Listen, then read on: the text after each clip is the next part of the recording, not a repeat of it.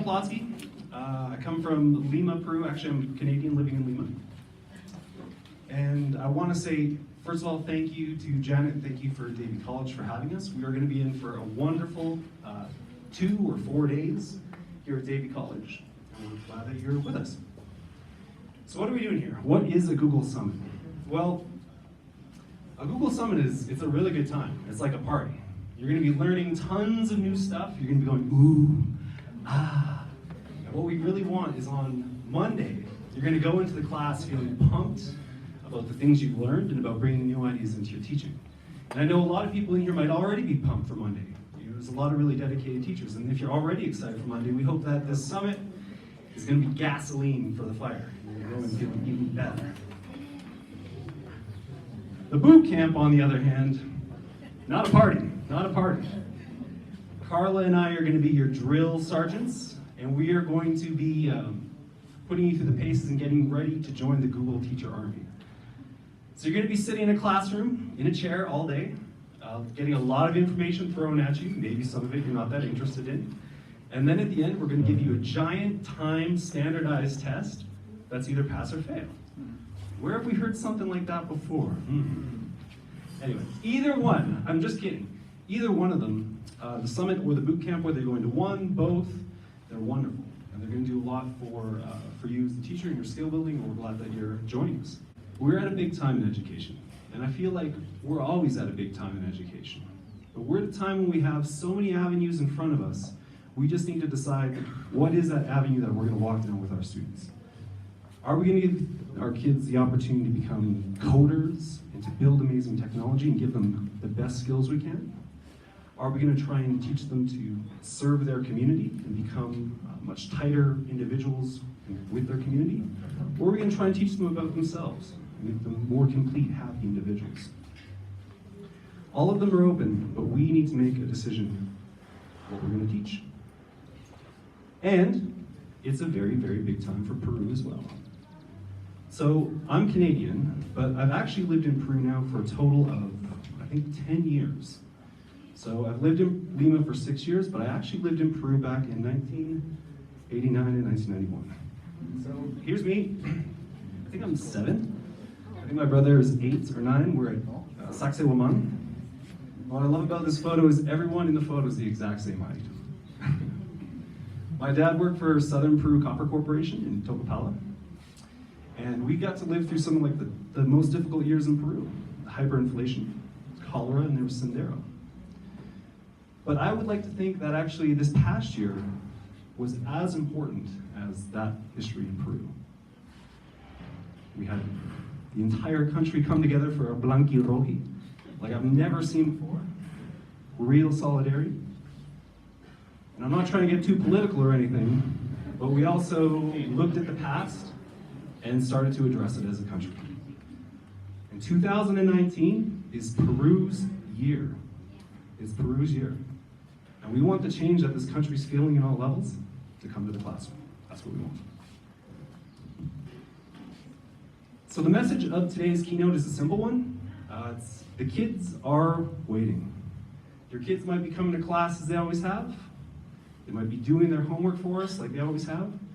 But the truth is that they're waiting for us. They're waiting for their school to start looking something like the world that they live in. And so to illustrate this point, I want to tell you a story today. Actually, I'm going to tell you 2 stories about 2 students that exhibit this idea of waiting for their school. And I'm going to go ahead and bet my shoes that there's kids at Davie College or St. George College or Altair College that are going through the exact same thing. This is something that we see in many, many schools. So story number 1, this is Hans, or Hansi as I like to call him. Hansi was a student in my grade 10 humanities course. He was what you would call your typical good student. I would give him assignments, he would always do them, he's very respectful in class. Sometimes, I think even if he didn't really like what we were doing, he would still try and do a good job. He was what you call a good kid. And maybe I was being a good teacher as well. Maybe if I wasn't 100% into what I was doing, I was trying to put on a good face. So we were playing our roles pretty well, you might say. And he went off and started doing diploma, and I transitioned into a new role in the makerspace. And one day he came down and he visited me in the makerspace, and he started looking around at the 3D printers and the laser cutter, and he said, "Mr. Plotzki, would it be all right if I came down here and played around with some of this stuff one day?"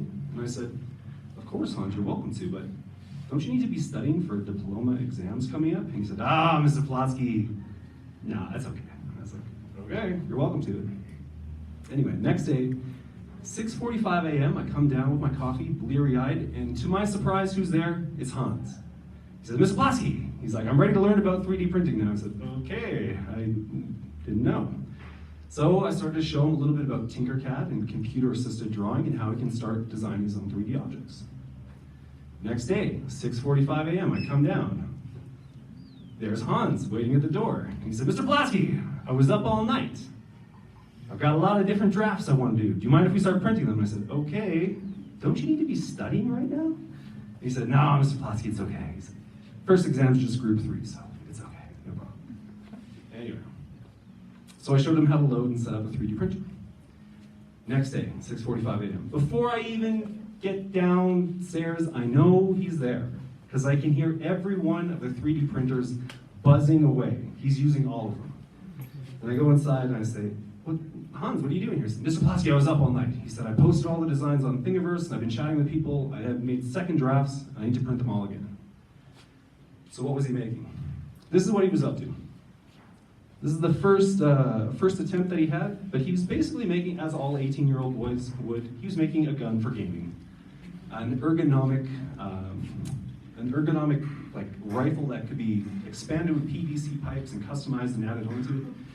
If you've ever tried to make anything ergonomic that fits your hand or is made for a certain part of the body or certain body dimensions, it's very, very, very difficult. And in 2 days, he went from totally failed, incomplete prints to a minimal viable product right there. Here's another view. This was like a holder that holds a controller for a right hand that could clip on, and it was just another way of customizing this gun that he was building. So here's this kid in the middle of some of the most important exams in his life, exams that we as a school are trying very, very hard to scare him with, to make them hugely important to his grade, based on rote memorization, and he's opting to use his time very, very different. He was opting to use his time to learn something new rather than study. And that's a weird thing to think about, that our kids may not want to study because they would prefer to be learning, if that makes sense. Hans was waiting. He was waiting. Story number 2. This is Matthew. He's an 8th grade student. He's what you call pretty much the all-arounder. He may not be like the strongest academic in class, but he's always trying his best. He plays football and soccer, practices about 2 days a week or 3 days a week, and also competes 2 days a week. And during the weekends, he's also surfing, trying to become the next Mulanovic and represent Peru in the water. And like many 8th grade boys, he's also very much into gaming. One game in particular he's interested in, Fortnite. For this student, Fortnite is not a game. It is a community. It is a culture. It has its own language. It has its own jokes. It has its own dancing. Fortnite is a community and a culture. And because for him it's much, much more than just a game, for him he recognizes that this is esports and games like Fortnite are going to completely dominate the scene when it comes to viewership and money in a few years. This is going to be the way people experience sport in the future.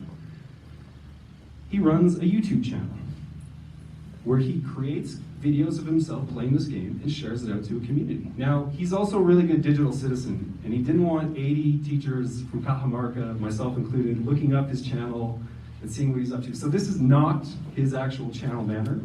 He asked me to keep him anonymous, but it's a representation. So every day he's creating rich content, videos, and images, and he's putting them up to share with his community. And he wants his channel to look professional, so he also went ahead and taught himself Photoshop. These are real, by the way. So the previous slide, that's not his real channel. This is his real channel art. In order for his channel to look good, to grow his subscribers, he had to teach himself Photoshop and create a polished, professional look. Because he knows that if work doesn't look good in the real world, no one's going to watch it. Most incredibly, and this is what I love about this kid, YouTube gives you an analytics page, and he deeply studies the analytics of every video he puts up. Who's watching it? How long are they watching it? What country are they from? What time did they stop watching his videos, and why did they stop watching them?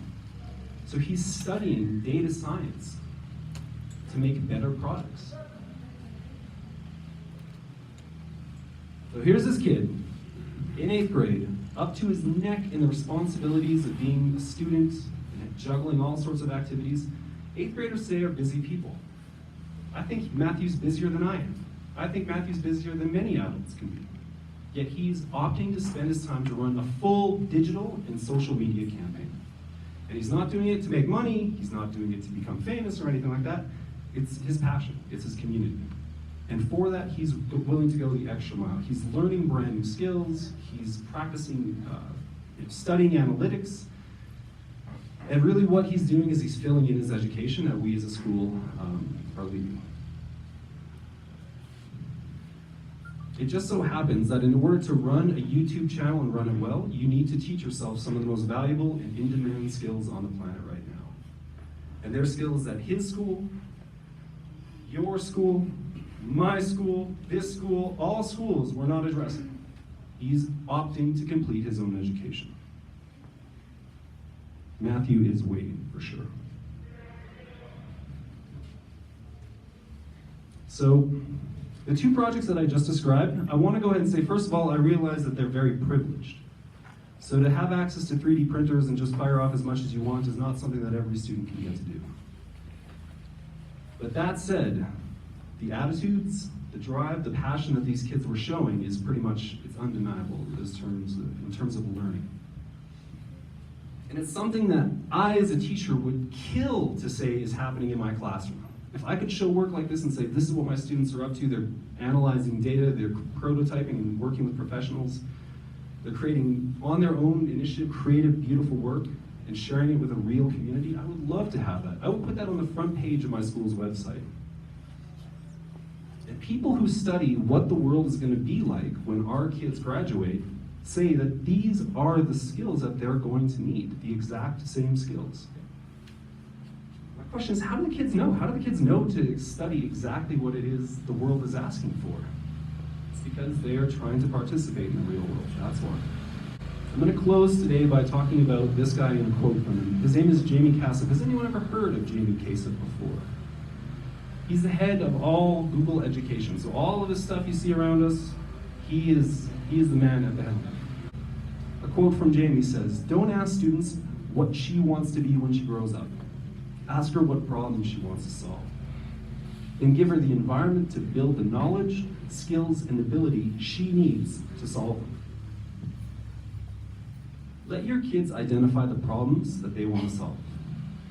Let your kids choose the products that will show their learning. Let them find a real audience of people to view their work. And let them go out into the community and start helping people within their real community.